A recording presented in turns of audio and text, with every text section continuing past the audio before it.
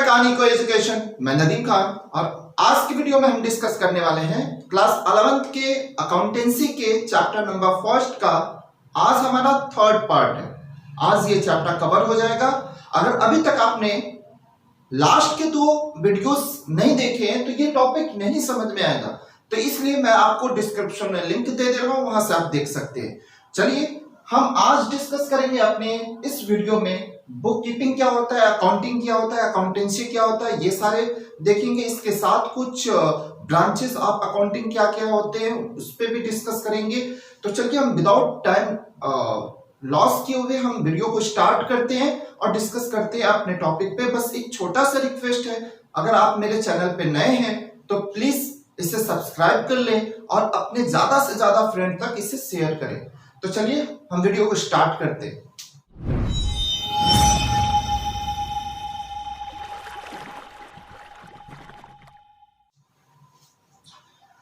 आज हमें जो डिस्कस करना है ये चैप्टर नंबर फर्स्ट का, ये हमारा थर्ड वीडियो लेक्चर है।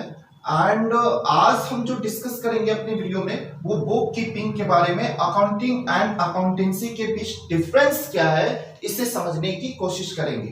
तो सबसे पहले अगर हम बुक कीपिंग की बात करें, क्या है बुक कीपिंग या बुक कीपिंग का मतलब क्या होता है, तो book keeping is an art. Book keeping एक आर्ट है ऑफ रिकॉर्डिंग, रिकॉर्ड करने का क्या, बिजनेस डीलिंग।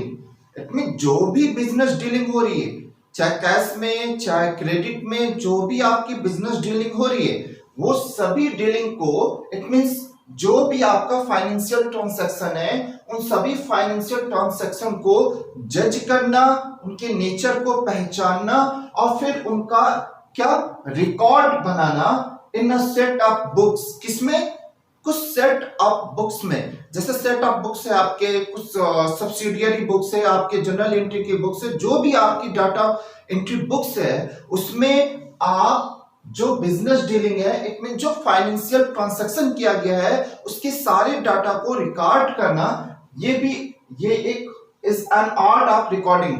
तो इस आर्ट को ही, रिकॉर्ड करने के आर्ट को ही हम क्या कहते हैं, बुक कीपिंग कहते हैं। क्योंकि सारे डाटा को पहले उसके नेचर को पहचानना, वो किस नेचर का बिहेव कर रहा है, फिर उस नेचर के अकॉर्डिंग उसकी एंट्री करना, या आपके लिए डाटा को कलेक्ट करना। तो डाटा को अपने क्या डाटा बुक में कलेक्ट करना या उसकी एंट्री करना ही आपकी बुक कीपिंग कहलाती है। यह फर्स्ट स्टेज कहलाता है डाटा एंट्री का, या आप कह लीजिए अकाउंटिंग का, इसे फर्स्ट स्टेज भी हम कहते हैं। अब सेकेंड टॉपिक पे अगर हम बात करें जो हमारा अकाउंटिंग है, अकाउंटिंग का क्या मतलब होता है। Accounting start where bookkeeping ends. Bookkeeping की रिस्पॉन्सिबिलिटी जहां से खत्म होती है वहीं से अकाउंटिंग की रिस्पॉन्सिबिलिटी शुरू हो जाती है। अब यूं तो ये तीनों वर्ड जो है आपको, बुक कीपिंग हुआ, अकाउंटिंग हुआ या अकाउंटेंसी हुआ, ये तीनों एक दूसरे के क्या सिनोनिम्स है, एक सिनोनिम्स की तरह ही लगते हैं। बस कुछ बेसिक से डिफरेंस है, उसे हमें समझना बहुत इंपॉर्टेंट है। तो accounting start where bookkeeping ends, जहां बुक कीपिंग की रिस्पॉन्सिबिलिटी खत्म हो जाती है वहां से हमारी अकाउंटिंग की रिस्पॉन्सिबिलिटी शुरू हो जाती है। It is a secondary stage, यह आपका एक तरह का सेकेंडरी स्टेज कहलाता है। It include following activities, it means accounting के अंडर बहुत सारी एक्टिविटीज को क्या किया जाता है, इंक्लूड किया जाता है। जैसे समराइजिंग द क्लासिफाइड ट्रांजैक्शन। पहले तो आपने डाटा को कलेक्ट किया है, इट मीन डाटा की इनके नेचर को पहचाना है और उस जो बिजनेस डीलिंग हुई उसके नेचर्स को पहचाना है और उसको डाटा को कलेक्ट किया, वो बुक कीपिंग के थ्रू आपने कर लिया है, वो आपका फर्स्ट स्टेज था। लेकिन अकाउंटिंग के तहत आप क्या करते हैं, जो डाटा था उसको, जो आपने बुक कीपिंग में जो डाटा की कलेक्टिंग की है उसको आप क्या करेंगे, समराइज करेंगे। उसके आप उसको पहले अंडरस्टैंडेबल वे में प्रेजेंट करेंगे और उसके बाद पहले उस डाटा को समराइज करने के बाद उसको क्लासिफाइड करेंगे। क्लासिफाइड का मतलब होता है जो अलग अलग तरह की सब्सिडियरी बुक्स है, जैसे आप पढ़ेंगे आगे, कैश बुक है, परचेज बुक है, परचेज रिटर्न बुक्स है, सेल्स बुक है, सेल्स रिटर्न बुक है, तो उसमें क्लासिफाइड और फिर उसके बाद जैसा अगर आप जनरल एंट्री करते हैं तो उसमें पर अकाउंट जो भी एंट्री होती है उसके अकॉर्डिंग लेजर पोस्टिंग की जाती है। तो वो हम क्या करते हैं, उस अकाउंट को क्लासिफाइड करते हैं उसके नेचर के हिसाब से। तो समराइजिंग करना और क्लासिफाइड करना किसको, जो आपने ट्रांजैक्शन बनाया है, जो भी आपने ट्रांजैक्शन बनाया था कहां पे, बुक कीपिंग में, उसी को आप समराइजिंग करेंगे और क्लासिफाइड करेंगे। ये किसमें होता है, अकाउंटिंग का काम है। सेकेंड स्टेज जो है आपका, सेकेंड पॉइंट इसमें एनालाइजिंग एंड इंटरप्रेटिंग। अब क्या कर लिया आपने, समराइजिंग कर लिया, क्लासिफाइड कर लिया। अब उस डाटा का आप ही इसी स्टेज में, अकाउंटिंग के स्टेज में ही हम क्या करते हैं, एनालाइजिंग करते हैं उस डाटा का, फिर लास्ट में इंटरप्रेटिंग करते हैं और द समराइज क्या देते हैं एट इन लास्ट, साल के ड्यूरिंग द ईयर में, उस साल के लास्ट में हम क्या करते हैं, पूरा समराइज रिजल्ट पे कर देते हैं कि पूरा ओवरऑल बैलेंस शीट क्या है। तो ये सारे शुरू से वर्क लेकर लास्ट तक जो होता है वो अकाउंटिंग के तहत होता है, बुक कीपिंग को छोड़कर। तो ये बुक कीपिंग अलग से है, अकाउंटिंग ये सेकेंड स्टेज है। और थर्ड पॉइंट अगर अकाउंटिंग में हम बात करें तो थर्ड इसका जो अकाउंटिंग का काम होता है वो communicating the information to the interested parties. और ये जो होता है, मतलब अकाउंटिंग जो होता है आपका वो कम्युनिकेट करता है, बात करता है, मतलब इंफॉर्मेशन के बारे में ये कम्युनिकेट करता है the information to the interested parties. जो भी पार्टी आप में इंटरेस्टेड है, आपके अकाउंट में इंटरेस्टेड है, उनसे क्या करता है, ये कम्युनिकेट करता है, इंफॉर्मेशन को शेयर करता है। तो ये सारे अकाउंटिंग के क्या थे, एक्टिविटीज थी जो अकाउंटिंग के तहत की जाती है। अब नेक्स्ट जो पॉइंट है हमारा वो है अकाउंटेंसी। सेम अकाउंटिंग, ये नेक्स्ट पॉइंट जो हमारा है वो अकाउंटेंसी है। अकाउंटेंसी में क्या होता है, it refer to a systematic knowledge. Accounting क्या करता है, एक सिस्टमेटिक नॉलेज रेफर्स करता है, प्रोवाइड कराता है हमें, क्योंकि इस नॉलेज के तहत ही हम क्या करते हैं, accounting concern with the principle and transaction with are applied in accounting.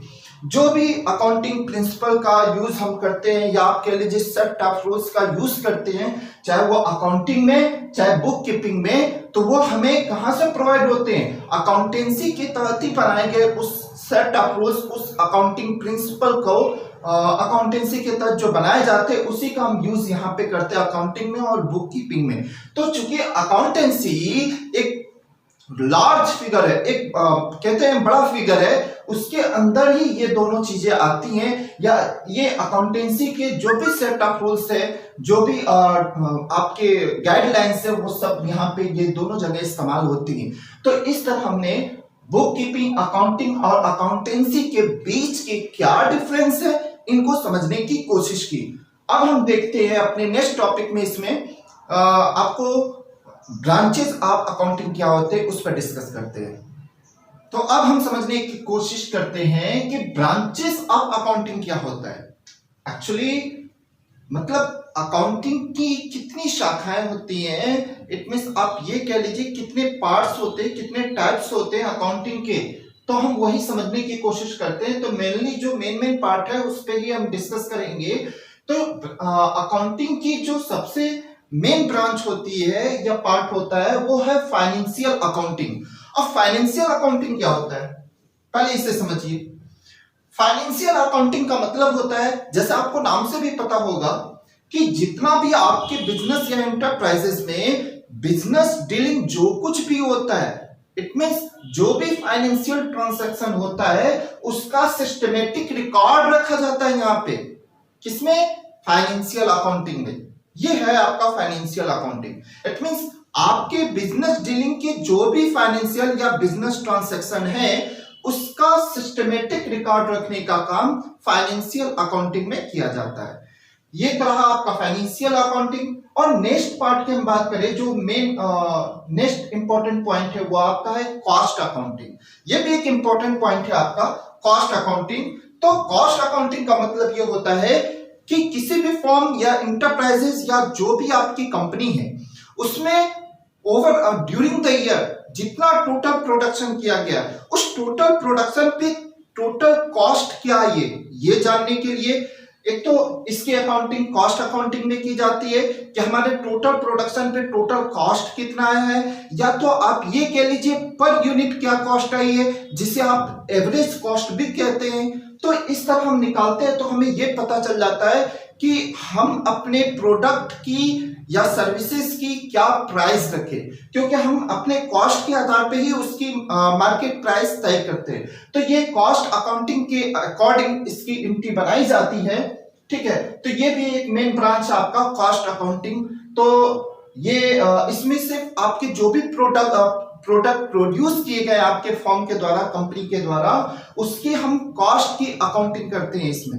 अब वो टोटल कॉस्ट भी इसमें किया जाता है, एवरेज कॉस्ट की भी की जाती है, जिसे आप पर यूनिट कॉस्ट भी कहते हैं। तो ये तो था आपका कॉस्ट अकाउंटिंग। अब हम मैनेजमेंट अकाउंटिंग की अगर बात करें तो मैनेजमेंट अकाउंटिंग में हम अकाउंटिंग को इस वे में प्रेजेंट करते हैं, मतलब मैनेजमेंट अकाउंटिंग का मेन पर्पस ये होता है कि अकाउंटिंग के इंफॉर्मेशन को इस वे में प्रेजेंट किया जाए जिससे जो मैनेजमेंट है वो अपने बिजनेस से या अपनी इंटरप्राइजेस जो भी अपने फर्म या बिजनेस है उसको लेकर कोई प्लानिंग बना सके और अपने पूरे बिजनेस को इस अकाउंटिंग के आधार पे कंट्रोल कर सके। तो उससे हम मैनेजमेंट अकाउंटिंग कहते हैं। देखिए क्या है, बहुत सिंपल सा लॉजिक है। मैनेजमेंट अकाउंटिंग में हम मैनेजमेंट अकाउंटिंग के तहत हम अकाउंटिंग को इस वे में परफॉर्म करते हैं या प्रेजेंट करते हैं जो मैनेजमेंट के लिए बहुत हेल्पफुल होता है, या आप ये कह लीजिए उसी अकाउंटिंग के आधार पर मैनेजमेंट अपने बिजनेस के लिए कोई प्लानिंग बनाता है या तो उसको कंट्रोल करता है इस अकाउंटिंग के आधार पर, तो उससे हम मैनेजमेंट अकाउंटिंग कहते हैं। चलिए अब नेक्स्ट पॉइंट पे अगर हम डिस्कस करें अपने, वो है हमारा टैक्स अकाउंटिंग।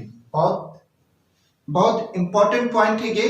टैक्स अकाउंटिंग में हम जो भी फर्म है या कंपनी है या जो आपका इंटरप्राइजेस है, उस कंपनी पे बहुत तरह के गवर्नमेंट के टैक्स लगते हैं। कुछ डायरेक्ट टैक्स है आपको और इनडायरेक्ट टैक्स, जैसे इनडायरेक्ट टैक्स में आपका जीएसटी है और इनकम टैक्स है। तो इस तरह के जो भी टैक्स लगते हैं उस फर्म पे, उस बिजनेस पे, तो उसकी अकाउंटिंग हम टैक्स अकाउंटिंग के तहत करते हैं, तो उसे हम टैक्स अकाउंटिंग कहते हैं। बहुत सिंपल सा है। नेक्स्ट है आपका सोशल रिस्पॉन्सिबिलिटीज अकाउंटिंग। अब इसका सेंस क्या है, देखिए कोई भी अगर बिजनेस है तो वो अपने प्रोडक्शन एक्टिविटी के दौरान हमारे बहुत सारे सोशल एनवायरनमेंट को डैमेज करते हैं। तो एज वेल ये कहते हैं ना एबल है कि ये अपने इनकी मोरालिटी बनती है कि ये सोशल में कुछ डिस्ट्रीब्यूट करे, कुछ कंट्रीब्यूट करे, ठीक है ना, अपनी इनकम का कुछ परसेंट ये हमारे समाज के लिए भी, हमारी सोसाइटी के लिए भी कुछ कंट्रीब्यूट करे। तो हर बिजनेस अपना इनकम का कुछ परसेंट हमारी सोसाइटी के लिए डिस्ट्रीब्यूट करता है, इट मींस कंट्रीब्यूट करता है, तो उसकी अकाउंटिंग हम सोशल रिस्पॉन्सिबिलिटी अकाउंटिंग, क्योंकि देखिए क्या है, ये बिजनेस की रिस्पॉन्सिबिलिटी है, जिम्मेदारी है कि वो हमारे सोसाइटी के लिए या सोशल के लिए वो कुछ ना कुछ परसेंट अपनी इनकम का कंट्रीब्यूट करे, और इसकी अकाउंटिंग की कब कितना डिस्ट्रीब्यूट किया गया है, इसकी अकाउंटिंग हम सोशल रिस्पॉन्सिबिलिटीज अकाउंटिंग के तहत करते हैं। तो ये तो हमारा था, ये कुछ ब्रांचेस थे जिसमें हम अकाउंटिंग करते हैं। मेनली अभी हमें जो पढ़ना है वो सिर्फ फाइनेंशियल अकाउंटिंग ही पढ़नी है आपको यहाँ पे, क्योंकि cost accounting, management accounting, tax accounting और सोशल रिस्पॉन्सिबिलिटी अकाउंटिंग वो नेक्स्ट आपके सिलेबस में अभी नहीं है। अभी आपके सिलेबस के अकॉर्डिंग सिर्फ फाइनेंशियल अकाउंटिंग को कवर करना है। चलिए हम नेक्स्ट टॉपिक की अगर बात करें तो यूजर्स ऑफ अकाउंटिंग क्या है। इट मींस अकाउंटिंग के यूजर्स कौन कौन है। तो मेनली रूप से सिर्फ दो ही यूजर्स होते हैं। एक तो होता है आपका इंटरनल यूजर्स। कौन इंटरनल यूजर्स? आपके बिजनेस का जो इंटरनल पर्सन है, जैसे ऑनर हो गया या मैनेजमेंट हो गया या कोई भी अकाउंटेंट हो गए, वो सब जो आपके अपने बिजनेस के इंटरनल मेंबर्स हैं वो इंटरनल यूजर्स कहलाते हैं आपके अकाउंटिंग के। और एक्सटर्नल यूजर्स का मतलब होता है कि प्रेजेंट टाइम में या in the aspect of future में जो पर्संस, कोई इंडिविजुअल पर्सन या कोई ऑर्गेनाइजेशन आपसे जुड़ना चाहेगी, तो उसके लिए जो आपके अकाउंटिंग में इंटरेस्टेड होगी, क्योंकि आपके अकाउंटिंग परफॉर्मेंस को देखकर ही जुड़ेगी, तो वो एक्सटर्नल यूजर्स कहलाएंगे आपके अकाउंटिंग के। तो इस तरह हमने इस चैप्टर के मतलब चैप्टर फर्स्ट जो है इंट्रोडक्शन का पार्ट उस अकाउंटिंग के, उसको हमने कवर करने की कोशिश की। मुझे नहीं लगता कि इस पूरे टॉपिक में कोई कंफ्यूजन होगा, या आपको जैसे पहले मैंने बताया, इससे पहले बुक कीपिंग के बारे में डिस्कशन किया, उसके बाद अकाउंटिंग के बारे में डिस्कस किया, फिर अकाउंटेंसी के बारे में डिस्कस किया, फिर यहाँ हमने देखा ब्रांचेस ऑफ अकाउंटिंग क्या होते हैं, कितने टाइप में ब्रांचेस होती हैं, और एक एक ब्रांचेस के बारे में हमने आपको डिफाइन किया। उसके बाद हमने देखा आपको यूजर्स ऑफ अकाउंटिंग। तो इस तरह हमारा ये चैप्टर कंप्लीट होता है। ये हमारे इस चैप्टर का थर्ड वीडियो पार्ट है, और इससे पहले ऑलरेडी इस चैप्टर पे 2 वीडियो प्रोवाइड किए जा चुके हैं आपको। तो अगर कोई भी इस पूरे चैप्टर से रिलेटेड कोई भी डाउट हो तो आप मुझे कमेंट में पूछ सकते हैं, और मुझे उम्मीद होगा कि ये आपको बहुत अच्छा लगा होगा। तो प्लीज एक छोटी सी रिक्वेस्ट है, आप हमारे चैनल पे अगर नए हैं तो सब्सक्राइब कर ले और अपने ज्यादा से ज्यादा दोस्तों तक इसे शेयर करें, और अगर अच्छा लगा हो तो प्लीज लाइक भी करें। चलिए, तब तक के लिए हम मिलेंगे अपने नेक्स्ट चैप्टर के साथ नेक्स्ट वीडियो में। तब तक के लिए thank you, have a nice day.